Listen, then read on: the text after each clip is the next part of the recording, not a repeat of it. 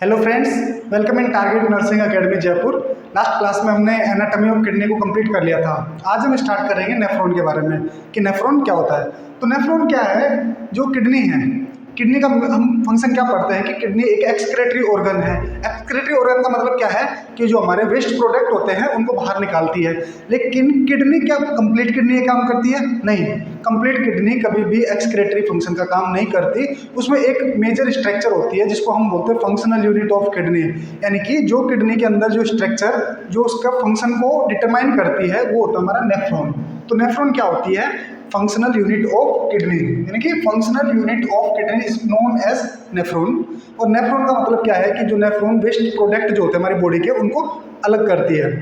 तो नेफ्रॉन कैसा होता है कि जिस तरीके से घर के अंदर जो हमारा एक बड़ा सदस्य होता है, घर का जो एल्डर मेंबर होता है, वो क्या करता है? कमाता है, और वो कमा के अपने परिवार को चलाता है। इसी तरीके से नेफ्रॉन क्या करता है? नेफ्रॉन इस किडनी के अंदर उस फिल्ट्रेशन का काम करता है और किडनी के जो फंक्शंस हैं उनको मेंटेन करता है। तो इसलिए हम इसको क्या बोलते हैं? Functional unit of kidney. तो ये कैसे हो गया? घर के उस बड़े मेंबर की तरह हो गया। अब होता है कि नेफ्रॉन जो होता है वो क्या होता है? अकेला एक स्ट्रक्चर होती है, वो नेफ्रॉन नहीं होती। नेफ्रॉन के अंदर क्या होते हैं? छोटे छोटे पार्ट्स होते हैं, वो उनको हम डिवाइड करके पढ़ते हैं। तो उसमें नेफ्रॉन जो होता है, नेफ्रॉन के अंदर सबसे पहले नेफ्रॉन को दो पार्ट्स में डिवाइड करते हैं। तो रीनल कॉर्पसल्स, एक रीनल ट्यूब्यूल्स। एक होता है कॉर्पसल्स पार्ट, एक ट्यूब्यूल्स पार्ट। यानी कि एक तो होगा जिसके अंदर क्या होता है, हमारे कॉर्पसल्स होती है, यानी कि एक नेटवर्क होता है किसका? कैपिलरीज का। दूसरा क्या होता है? ट्यूबुलर स्ट्रक्चर होती है, यानी कि पाइप नुमा या ट्यूब लाइक स्ट्रक्चर होती है जो क्या करती है? इस नेफ्रॉन को बनाती है। रीनल कॉर्पसल्स जो होती है ये क्या काम करती है? Filter waste from plasma.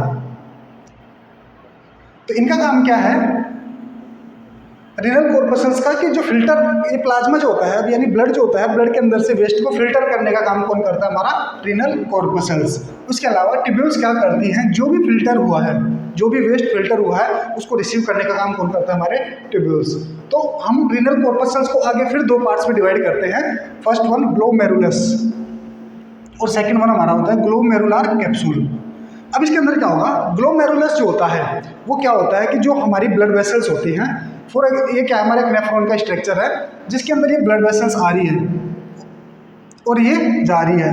तो मतलब जो ब्लड वेसल्स आके और ये जो जाल बना रही है, ये जो स्ट्रक्चर है जालनुमा, इसको हम बोलते हैं ग्लोमेरुलस। और दूसरा होता है ग्लोमेरुलर कैप्सूल। तो ग्लोमेरुलर कैप्सूल क्या होता है? एक कप नुमा स्ट्रक्चर होती है जिसके अंदर जो भी वेस्ट क्षमता है वो उसके अंदर आके इकट्ठा होता है। इस स्ट्रक्चर को इस तरीके से देखिए कि ये हमारा क्या है? ग्लोमेरुलस है, इसके अंदर ये कैपिलरीज का नेटवर्क है। उसके अलावा एक कप नुमा स्ट्रक्चर बनती है इस तरीके से। ये जो कप नुमा स्ट्रक्चर है जिसके अंदर पीसीटी कनेक्ट होती है, इस कप नुमा स्ट्रक्चर को हम बोलते हैं ग्लोमेरुलर कैप्सूल। तो ये क्या हो गया हमारा? Glomerular capsule. तो ग्लोमेरुलर जो होता है वो क्या होता है? कैपिलरी नेटवर्क होता है। इनकी कैपिलरीज का क्या होता है? नेटवर्क। ये जो स्ट्रक्चर है, ये स्ट्रक्चर है वो क्या है? कैपिलरीज का नेटवर्क है। यानी कि इसके अंदर क्या मिलेंगी? Blood capillaries. और कैपिलरीज क्या होती है? आर्टरीज जो होती है, आर्टीरियोल्स जो होती है, उनका एंड पार्ट होती है कैपिलरीज। और कैपिलरीज के अब नेफ्रॉन के अंदर या हम बोले किडनी के अंदर इन कैपिलरीज की क्या विशेषता होती है? ये यूनिक फंक्शन है कि यहाँ पे मिलने वाली कैपिलरीज दो आर्टेरियोल्स के बीच में, यानी कि अफरेंट आर्टेरियोल्स और इफरेंट आर्टरी, यानी कि अफरेंट आर्टरी और इफरेंट आर्टरी के बीच में कैपिलरीज है। यानी कि कभी भी कैपिलरीज हमेशा क्या होंगी? आर्टरी और वेन्स, आर्टेरियोल्स और वेन्यूल्स के बीच में होंगी। लेकिन यहाँ पे क्या होता है कि दो आर्टरियों के बीच में कैपिलरीज पाई जाती है, इसलिए ये इसकी यूनिक स्पेशलिटी है, यानी कि यूनिक विशेषता है कि दो आर्टरीज के बीच में भी क्या मिल रही हैं? कैपिलरीज। तो यहाँ पे क्या होगा? Glomerulus capillaries network. और ग्लोमेरुलर कैप्सूल्स क्या होते हैं? ये जो कप लाइक स्ट्रक्चर है इसको हम बोलते हैं glomerular capsule. Double walled epithelial cup, यानी कि इसके अंदर एक वॉल ये हो गई जिसको हम बोलते हैं visceral wall, visceral wall. Second ये parietal wall that surround the capillary network, यानी कि जो क्या करके रखती है? कैपिलरी नेटवर्क जो है उसको रैप करके रखती है, यानी इसको चारों तरफ से कवर करके रखती है। और क्या कवर करके रखती है? हमारी ग्लोमेरुलर कैप्सूल, जिसको हम क्या बोलते हैं? Bowman capsule, Bowman capsule. Hindi में जिसको बोलते हैं बोमन संपुट, वो यही होता है कि जो बोमन कैप्सूल्स है वो क्या है? हमारा बोमन कैप्सूल या ग्लोमेरुलर कैप्सूल। यानी कि डबल वॉल्ड एपिथेलियल कप, यानी कि डबल इसकी लेयर होती है और ये क्या करता है, हमारा जो कैपिलरी नेटवर्क है इसको चारों तरफ से क्या करके रखता है, कवर करके रखता है। तो ये था हमारा ग्लोमेरुलर कैप्सूल। तो ये हो गए रीनल कॉर्पस्कल्स के दो पार्ट। अब आता है रीनल ट्यूब्यूल्स के क्या पार्ट होते हैं। तो रीनल ट्यूब्यूल्स को आगे फिर 3 पार्ट्स के अंदर डिवाइड करते हैं, जिसमें सबसे फर्स्ट वन हमारा होता है पीसीटी, प्रोक्सिमल कन्वोल्यूटेड ट्यूब्यूल्स। यानी कि पीसीटी जो है ये क्या होता है हमारा, connect glomerular capsule and loop of Henle. इन दोनों का कनेक्शन जो होता है ये हमारा लूप ऑफ हेनले होता है और ये हमारी क्या होती है, पीसीटी होती है। यानी कि ये तो क्या होगी पीसीटी, पीसीटी इसका ये वाला प्रोक्सिमल पार्ट होगा और ये क्या हो गया हमारी लूप ऑफ हेनले और ये हमारा क्या हो गया डीसीटी, ठीक है। और ये हमारी कलेक्टिंग डक्ट। तो क्या होगा, प्रोक्सिमल कन्वोल्यूटेड ट्यूब्यूल्स या पीसीटी जो होती है वो हमारी बोमन कैप्सूल और लूप ऑफ हेनले को क्या करता है, कनेक्ट करके रखता है। सेकंड वन हमारा था loop of Henley. Loop of Henley क्या होता है कि एक हेयर पिन लाइक स्ट्रक्चर, यानी कि लड़कियां जो हेयर पिन के लिए एक इस तरीके का तार जो यूज़ करती हैं, पिन जो यूज़ करती हैं, उसको हम बोलते हैं कि ये पिन लाइक एक स्ट्रक्चर बना के क्या करती है, हमारे लूप ऑफ हेनले का फॉर्मेशन करती है। डिस्टल कन्वोल्यूटेड ट्यूब्यूल्स, यानी कि दूरस्थ समीपस्थ कुंडलिका, ये क्या होती है कि डिस्टल कन्वोल्यूटेड ट्यूब्यूल्स जो होती है वो लूप ऑफ हेनले के बाद में स्टार्ट होती है और ये क्या होती है, बोमन कैप्सूल से दूर होती है। और इसके अलावा लास्ट में जो होता है वो होता है हमारी कलेक्टिंग डक्ट। वो क्या होती है, उसके अंदर बहुत सारी डीसीटी जाके खुलती है कलेक्टिंग डक्ट के अंदर और वहाँ से वो कैपिलरी डक्ट के अंदर जाएंगे, फिर वो मेजर माइनर कैलिक्स, फिर मेजर कैलिक्स, फिर उसके बाद में यूरिनल पेल्विस के थ्रू यूरेटर से होती हुई वो यूरिनरी ब्लैडर में चली जाएंगी। तो ये था हमारा कि नेफ्रॉन को 2 पार्ट्स में डिवाइड किया, रीनल कॉर्पस्कल्स, रीनल ट्यूब्यूल्स।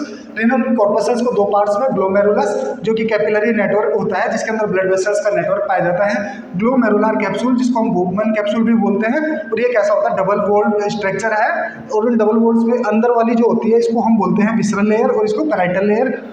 और ये क्या करती है, सराउंड द कैपिलरी नेटवर्क, जो कि कैपिलरी नेटवर्क जो होता है उसको क्या करके रखता है, कवर करके रखता है। नेक्स्ट वन हम बात करते हैं कि हिस्टोलॉजी ऑफ नेफ्रॉन, कि नेफ्रॉन जो है इसकी जो लेयर्स हैं डिफरेंट, इनके अंदर कौन कौन से टिश्यूज पाए जाते हैं, किसकी क्या स्पेशलिटी है, उसके बारे में पढ़ते हैं। तो फर्स्ट वन हमारा है ग्लोमेरुलर कैप्सूल।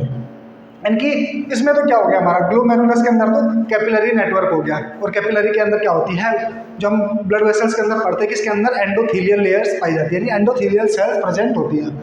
जबकि अब बात करते हैं ग्लोमेरुलर कैप्सूल, यानी कि ग्लोमेरुलर कैप्सूल या फिर बोमन कैप्सूल जो होता है इसके क्या है कि it consist visceral and parietal layer. हमने अभी बात की थी कि इसकी कैसी लेयर है, डबल लेयर है, यानी कि डबल वॉल होती है और इसमें इनर जो लेयर होती है, ये इनर लेयर जो है इसको हम बोलते हैं विसरल लेयर और बाहर वाली लेयर जो है इसको हम बोलते हैं पैराइटल लेयर, यानी कि अंदर वाली विसरल और बाहर वाली parietal. Visceral layer consist modified simple squamous epithelium, यानी कि ये जो विसरल लेयर है इस विसरल लेयर के अंदर क्या मिलती है, मॉडिफाइड सिंपल स्क्वामस एपिथेलियम, यानी कि सिंपल स्क्वामस एपिथेलियम जो होते हैं वो कैसे होते हैं, मॉडिफाइड होते हैं, इसलिए उनको बोलते हैं मॉडिफाइड सिंपल स्क्वामस एपिथेलियम, जिनको हम बोलते हैं पोडोसाइट्स। याद रखना नॉर्थ साइड का क्वेश्चन है कि पोडोसाइट्स किसके अंदर होती हैं, तो किसके अंदर होती है, हमारे विसरल लेयर के अंदर, और वो भी किसमें, बोमन कैप्सूल में। ऑप्शन हो सकता है कि विसरल लेयर और बोमन कैप्सूल, और फिर इसके अलावा और भी ऑप्शन हो सकते हैं, लेकिन क्या याद रखोगे कि visceral layer of Bowman capsule, उसको क्या वो वहाँ पे क्या मिलते हैं, पोडोसाइट्स। और क्या होता है कि foot like projection known as pedicels, इन पोडोसाइट्स के अंदर भी, ये जो हमारी पोडोसाइट्स हैं इनके अंदर भी क्या होता है, फुट लाइक प्रोजेक्शंस होते हैं, इस तरीके के प्रोजेक्शंस होते हैं, तो उनको हम क्या बोलते हैं, पेडिकल्स बोलते हैं, जो क्या करते हैं, wrap around glomerular capillaries from inner wall of capsule. और ये क्या करेंगे, जो हमारी ये जो वॉल है इसके अंदर कैसे रहेंगे, ये कैपिलरी से टच में रहेंगे, कि जो क्या काम करते हैं, ये मतलब जो फिल्टर होता है फिल्ट्रेशन का काम करते हैं, और क्या करते हैं, पेडिकल्स। इनके अंदर क्या होता है, स्लिट पोर प्रेजेंट होते हैं, जिसकी वजह से उन पोर्स के थ्रू हमारा प्लाज्मा जो होता है क्या होता है, फिल्टर होता है।